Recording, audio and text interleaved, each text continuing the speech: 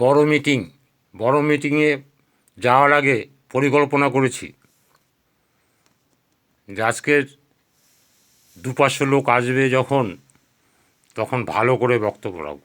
কী কী রাখা যায় একটা কাগজে লিখে ফেললাম যে এইগুলো, এইটার পরে এইটা যদি আমি বলি তাহলে হাততালি পাওয়া যাবে, তারপরে যদি এইটা বলি হল গরম হয়ে যাবে, তারপরে যদি এই বক্তব্যটা রাখি তাহলে লোকের নাচনি কোদিন আরম্ভ হবে, মানে হেভি লাগবে।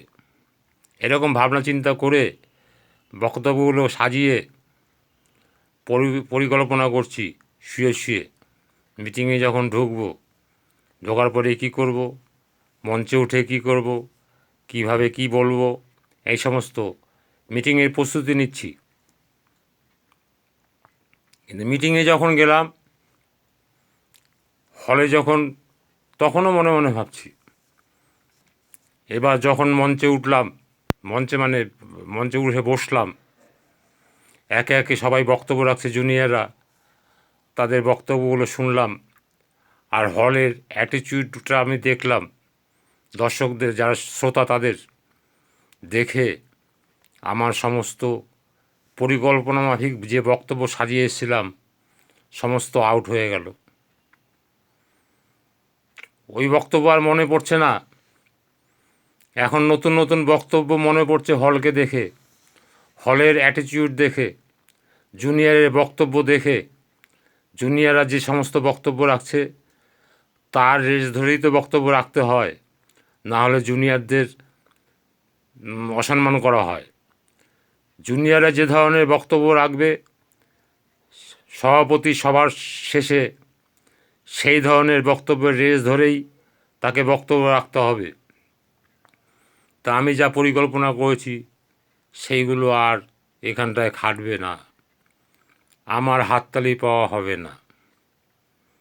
মনে মনে ভাবলাম, যাই হোক, আমার তো বক্তব্য রাখতেই হবে। আমি যখন আমাকে লাস্ট বক্তা, আমি সভাপতি, আমাকে যখন বক্তব্য রাখতে দিল, আমি সবে উঠে বললো এবার আপনাদের সামনে বক্তব্য রাখবেন আমাদের সুভাষচন্দ্র দাস, আমাদের সভাপতি। আর যেই বলার তো ওই হাততালি, হাততালি থামার পরে আমি উঠে দাঁড়ালাম, উঠে যেয়ে দাঁড়ালাম, আবার হাততালি। আস্তে আস্তে মাইকের কাছে গেলাম, গিয়ে যখন বক্তব্য রাখছি ওই হাততালি। আমি আমি তো কিছুই বললাম না, এত হাততালি কেন? আপনারা কি পরিকল্পনা করে এসছেন যে আমাকে বলতে দেবেন না? আর হাততালি, মানে খুব আনন্দ।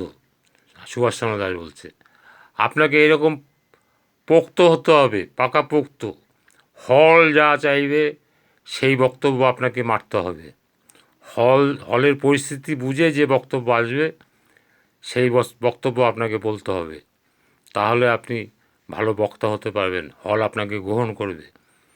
আর না হলে হল আপনাকে গ্রহণ করবে না। তাই অনেক শিক্ষার প্রয়োজন আছে, অনেক শিখতে হবে, অনেক শিখে তবে মঞ্চে উঠলে তাহলে আপনার দাম হবে।